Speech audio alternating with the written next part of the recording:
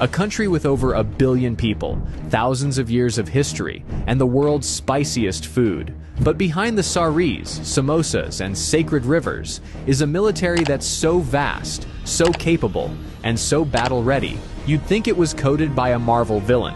This is not the India you think you know.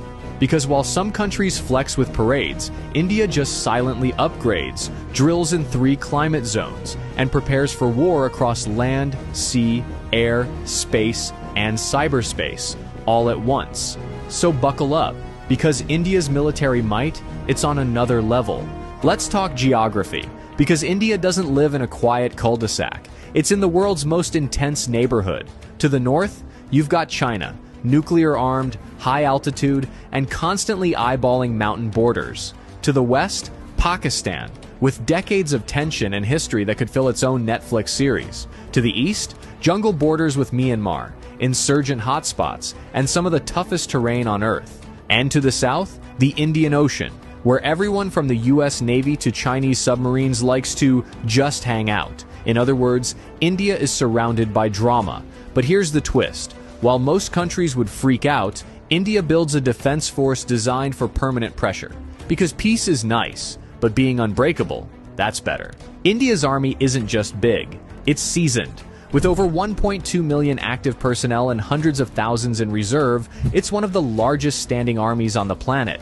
But this isn't just about numbers, it's about experience. While some armies do war games in the desert once a year, Indian soldiers are literally fighting real skirmishes in the Himalayas, guarding borders at -30 degrees Celsius, and tracking insurgents through monsoon-soaked jungles. Imagine doing combat patrols with frozen eyelids or humidity so thick your socks turn into soup. That's Tuesday in the Indian Army. And then we get to the elite units. Para-SF, India's special forces that train to jump into war zones from 30,000 feet up.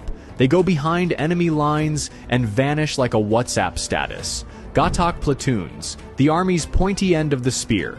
First in, last out, always loud. RR, Rashtriya Rifles. Fighting counterinsurgency operations 24/7. Not hypothetical, not training. Real combat, real bullets, real stakes. And they're not just trained for ground warfare. They're trained for multi-front conflict, from urban environments to mountain peaks higher than most planes fly. You want gritty? India's army defines it. Now let's talk sky supremacy. The Indian Air Force, or IAF, doesn't mess around. With over 1,500 aircraft, it's one of the biggest and most versatile air forces in the world. And it flies everything. You've got Sukhoi Su-30 MK-IS, multi-role monsters that dogfight like fighter jets and strike like bombers. Rafale jets, precision, speed, stealth. These things could thread a needle from a mile away. Tejas, India's indigenous fighter jet that proves "Make in India" also means mess with me and perish. Oh, and the pilots? They train at altitudes where oxygen is a suggestion, and landing strips are made of ice.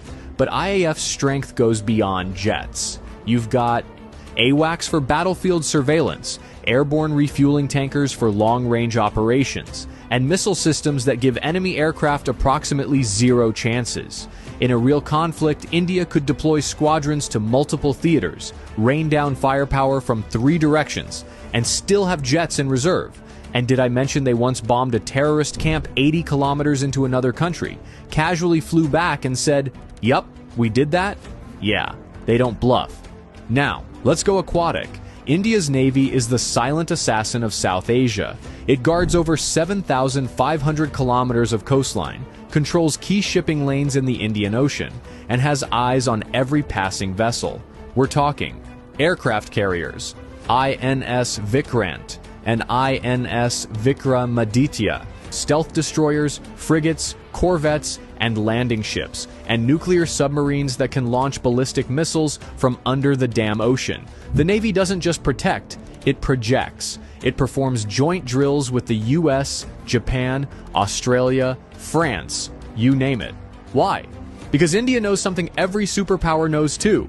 Whoever controls the Indian Ocean controls trade, and India has home field advantage. Plus, if things ever go nuclear, the Navy has INS Arihant, the nuclear-powered submarine with second strike capability, meaning, even if everything else is taken out, India can still end you from under the waves. Their missile arsenal is no joke. Agni series. These are not firecrackers. They're long-range nuclear-capable ballistic missiles. BrahMos, one of the fastest cruise missiles in the world, co-developed with Russia. It hits targets faster than most people hit the snooze button.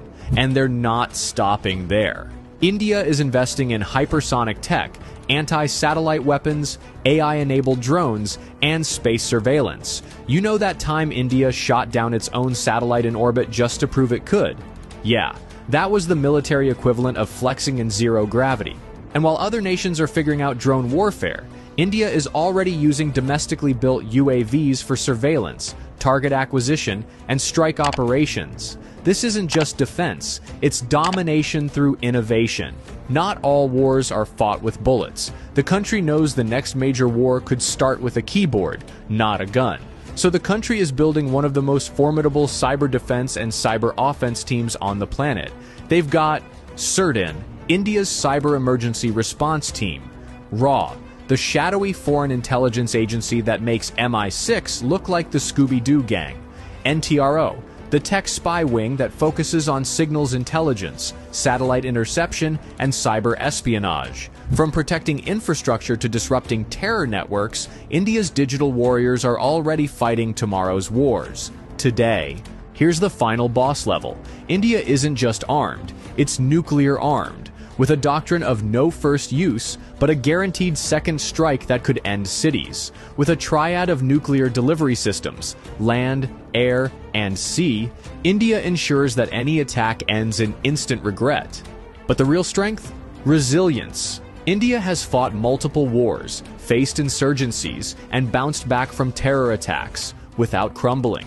Its soldiers are battle-tested, its people are proud, and its doctrine is clear.